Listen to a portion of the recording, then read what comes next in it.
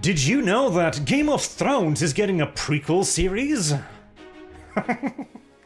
I'd genuinely half forgotten about it myself, despite actually being quite fond of, well, some seasons of the TV show, that is, but after the multi-car pileup that was the last season, I feel like most people pretty much just kind of forgot about the entire setting, or at the very least have put in considerable effort in forgetting that it ever existed, yet HBO would prefer it if you didn't completely forget about it, and since they are currently being hilariously overshadowed by the Rings of Power, they asked the showrunners if they couldn't please say something racist to get a little bit of attention again.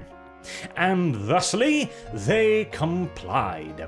As House of Dragon showrunners reimagined some characters as black. Well, some characters as black. By that you mean you reimagined an entire house, an entire faction, an entire group of people who are expressly described in the lore as paler than usual Westerosians as black because they didn't want it to be another bunch of white people. Of course, we can't have more disgusting wrong births on screen now, can we? Makes me sick just thinking about it. So clearly, obviously, the showrunners here, Ryan Condal and Miguel Sapochnik, have got it right. We need diversity and representation. Incidentally, these are the showrunners.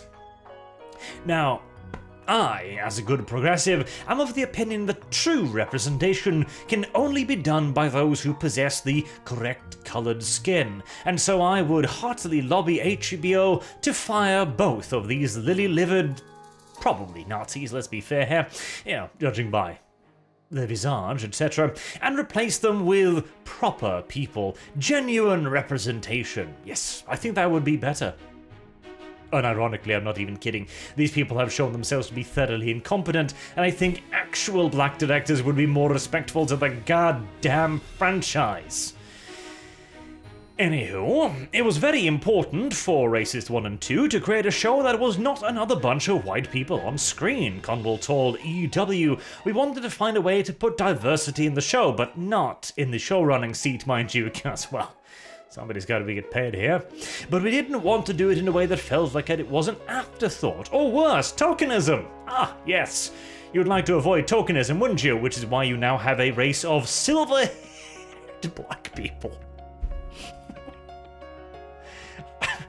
Because that's another thing as well. The house they're representing, all of them have bright silver hair. It's just not going to look ridiculous in the slightest. I mean, why the hell not? Why the goddamn hell not? I mean, maybe they'll at least keep their contact lenses in. Daenerys couldn't do that, but we'll have to wait and see. House Valyrian features prominently in the political drama at the core of the House of the Dragon, which will tell the story of House Targaryen's fall from prominence after the Civil War. I prefer if they focused on the Civil War, honestly. They left the family decimated the 200 years prior to Daenerys Targaryen's rise to power many generations later. And to be honest as well, I'm actually vaguely intrigued, at least, by the various prequels, because I, again, quite enjoyed Game of Thrones. I really do enjoy the books even to this day. I think they're pretty damn awesome, with some exceptions. The Cake That Walks has some fetishes, shall we say, but so long as you ignore that, they're not bad books at all.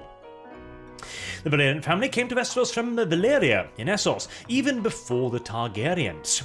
And so, okay, right, we know these people are white. We know they're very white, unusually white, albino damn near.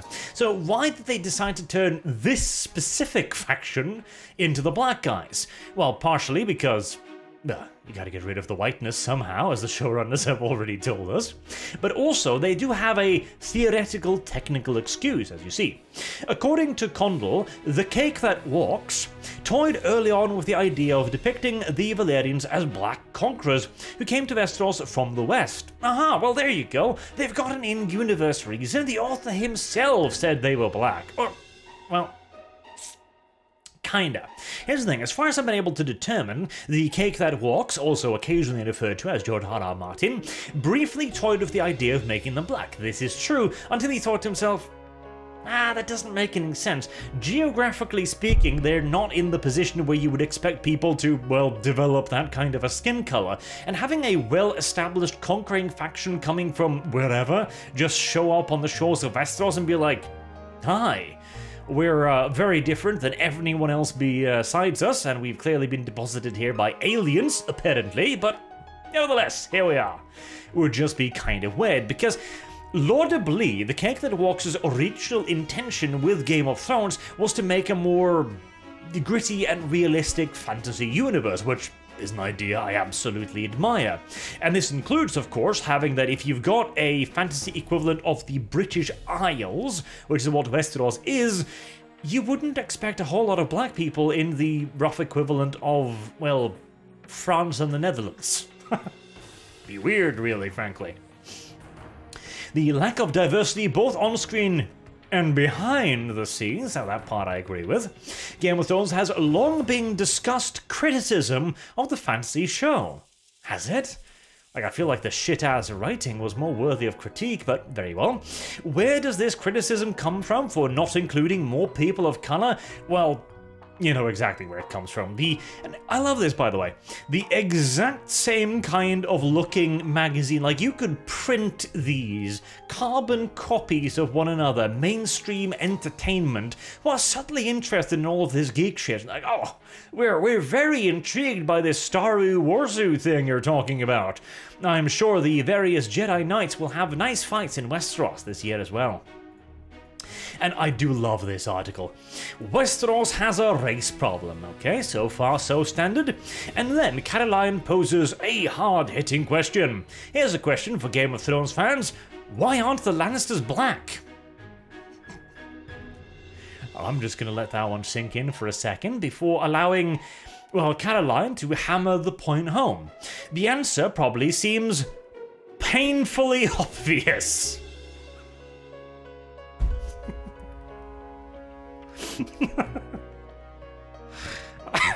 That is just brilliant. Thank you, Caroline, for well, stating the painfully obvious. And she even goes on to explain that, yeah, no, the Cake That Walks himself, well, said that, well, Westeros is the fantasy analogue of the British Isles in this world. So it's a long way away from the Asian analogue. There aren't a lot of Asians in Yorkish England either, in reference to why there aren't a whole lot of Asian characters. And again, he was trying to create a more realistic world, including the geographical locations of various peoples as we see in our own.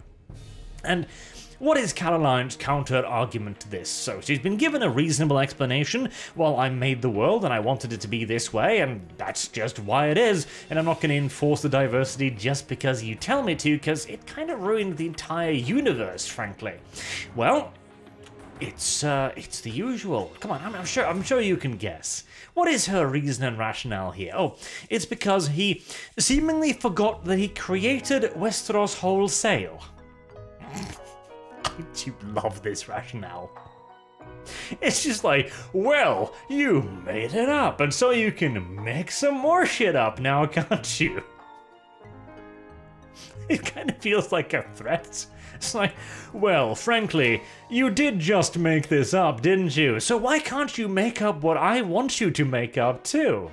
I mean, as far as the Cake That Walks is concerned, I guess that is reasonable as well, considering that, you know, he did a bit of a dry run with the ending of the TV series, and ever since, he's been oddly quiet about his book, except saying that the ending wouldn't be quite the same.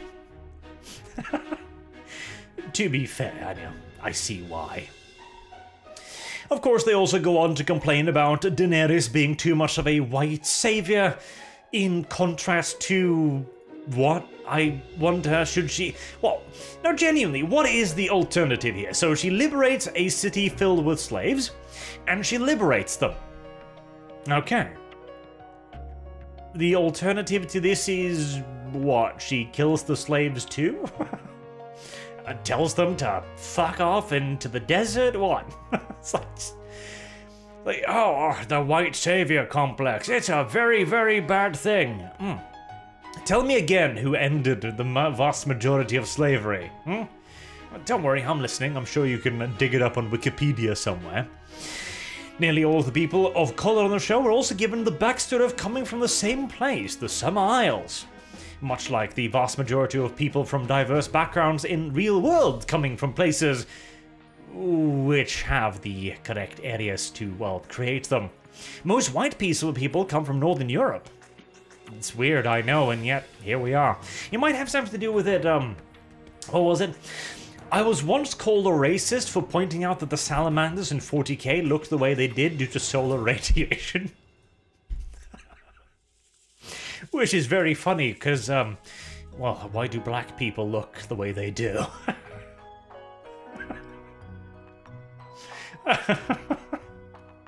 Okay, a bit of a side there, but still. Fans will have to wait and see how this brand new set of characters are given backstories and dramatic arcs of their own. Oh, I'm sure they're thrilled. I am absolutely sure they're thrilled, because after all, what Game of Thrones really needed wasn't better writing, or better character arcs, or better explanation for the characters' reasons and rationales, because here I maintain as well, Daenerys going crazy was absolutely what should have happened, and it had been hinted at ever since the beginning of the show, but it should have been led up to better.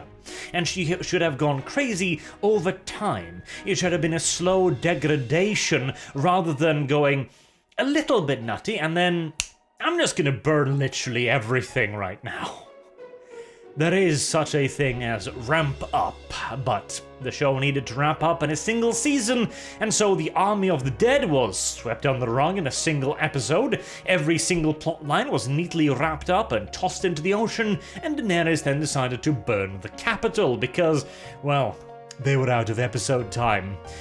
Whether or not this show will fall for the same problem, well, I wouldn't be surprised, seeing as they already are focusing more on the races of the characters rather than their backstories. Until next time, I've been Arch. Thank you all very much for watching, and I hope to see you all again soon. Have a good day.